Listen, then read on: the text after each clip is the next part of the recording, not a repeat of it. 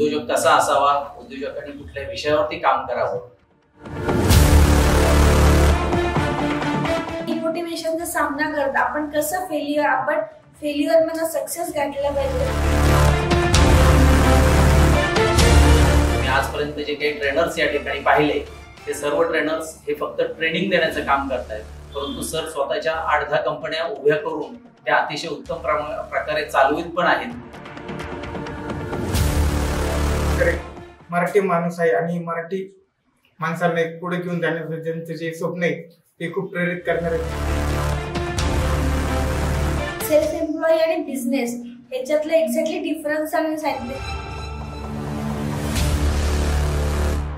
केवळ मार्केटिंगचा फंडा नसून स्वतः एक उद्योगधंदा करत असताना स्वतःला आलेल्या अडचणी आणि असं प्रॅक्टिकल ट्रेनिंग एक उद्योगाचं सर देत आहेत।